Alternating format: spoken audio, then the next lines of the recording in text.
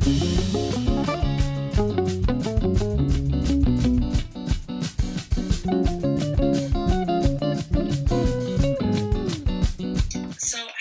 everyone and welcome. It's truly a privilege to gather virtually with you all this evening to bring in Shabbat as a united community. My name is Sarah Gall. That's what it sounded like at the recent Unity Sabbath event put on for Canadian Jewish university students. It happened on a Friday evening. About 200 students joined online from across the country.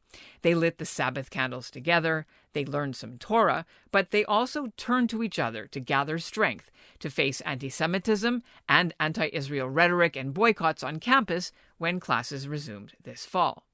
The fact that the event was organized at all is significant because pro-Israel groups, including Hillel, Hasbara, and Stand With Us, have been very worried about what Jewish university students have been experiencing, and not just since May, when the fighting broke out between Israel and Hamas. It's actually hard to keep track of all the campus battles Jewish groups have been facing, but here are a few recent examples.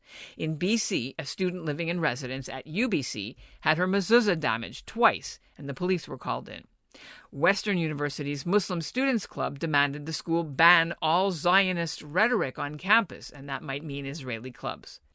Just last week, York University's Students' Union members took a training workshop on antisemitism, but they held it on a Jewish holiday, and they invited the pro-BDS Independent Jewish Voices group to conduct it, rather than the expert who was recommended by Hillel. So with at least 9,000 Jewish students attending Canadian universities, according to a recent estimate, what kind of climate are they facing?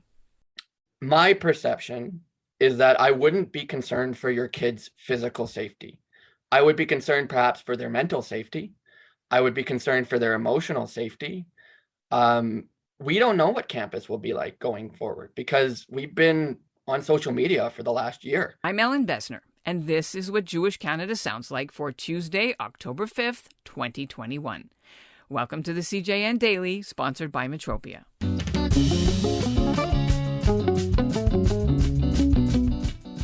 Chaim Cates is currently in his first year of medical school in his hometown of Calgary.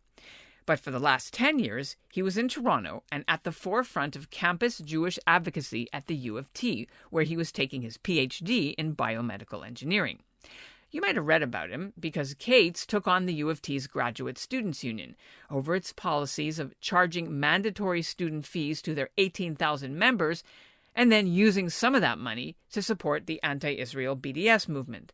It took 5 years of appeals and some help from community organizations, including B'nai B'rith, but in February, the U of T sided with Cates, and not only did they find the Graduate Students' Union violating its own anti-discrimination policies by focusing so much on Israel, but they now have to fix their bylaws, they have to make the BDS fees refundable, and they have to comply with Ontario's Human Rights Code. They have a year to do it, but so far observers say nothing's been done. Coming up, we'll talk to Chaim Cates and also to Rachel Dadouche. She's doing her PhD in the field of maternal fetal medicine at the U of T, and they'll discuss what awaits Jewish students on campus. But first, here's what's making news elsewhere in Canada right now. Hi, everyone. I'm Nina, and my husband, Mordechai Glick. And we're happy to be a part of the CJN podcast. Monday was the official opening of the newest building at Toronto's Prosserman Jewish Community Centre. It's the Chef Family Complex, and it contains the fitness center with 3 pools and running and cycling tracks and courts for pickleball and other outdoor sports, and of course the famous steam room, or schwitz. The new building replaces one torn down back in 2009. It had been a landmark at Bathurst and Shepherd for nearly 50 years, and it was supposed to open several years ago, but thanks to the recession and then COVID, it was delayed until now. There will be one more project to come in the new JCC. The Neuberger Holocaust Education Center is moving there too, from its current site across the parking lot. Meanwhile, Montreal's Holocaust Museum is going to be moving too. Officials have bought a property in the historic Jewish neighborhood around St. Lawrence Boulevard. The new site is slated to break ground in 2023 and open in 2025. Chaim Cates and Rachel Dadouche helped organize the Unity Sabbath event for Jewish students that we opened this podcast with, and they join me now to explain why they felt it was needed. Hillel has called it the Unity Shabbat. a chance to show optimism, but also determination not to be intimidated. Do you think that Jewish students can live a full and open Jewish life this fall on Canadian university campuses?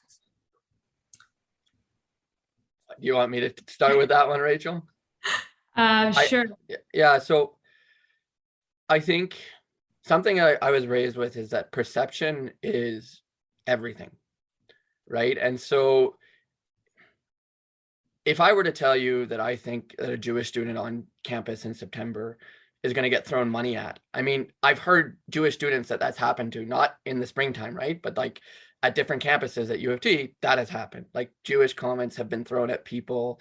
I've heard that through friends. I've heard that through the work that we've done. Like that happens in general as living as a Jew, regardless, on campus, in Canada. Anti-Semitic acts, we know they're on the rise, right? Like it's a reality. If I were to say I'm concerned for the physical safety of a Jewish student, I don't think that personally that would be the case. But I think the biggest issue for me is that that's a perception of Jews, right? So like perception is reality. And when Jews feel like they can't show their outwardly symbols, as I've heard Jews say to me, right? Like, I don't know if I can show my Star of David. I don't know if I should wear my kippah if I'm an observant Jew, right? That kind of mentality, I'm worried about being targeted.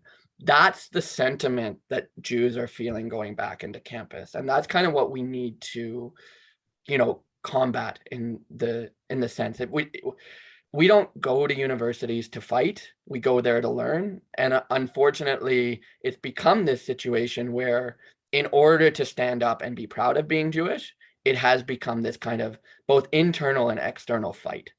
So my perception is that I wouldn't be concerned for your kids' physical safety. I would be concerned perhaps for their mental safety. I would be concerned for their emotional safety. We don't know what campus will be like going forward because we've been on social media for the last year. I could be horribly wrong, and it could be their physical safety is at risk. And I would be willing to admit that I'm wrong at that case because we've all been isolated for about a year and a half now. And it's this unknown. And that's kind of even a scarier thing, given what happened on social media this last spring, given the fact that we're all coming back. You're going to have 2 years of new students all meeting each other. It's a very scary unknown. And it's incumbent upon us as the Jewish community to come together and make us feel as supported as possible going into that unknown, and to try and create a space in which hey, I should be able to show a Star of David. I should be able to wear earrings that have a chamsa on them. I should be able to wear a kippah. I should be able to put on tefillin, right? These are outwardly Jewish symbols I should be able to do. And if I feel in any way that I'm not able to do them, these are the people I should be able to go to and talk about it.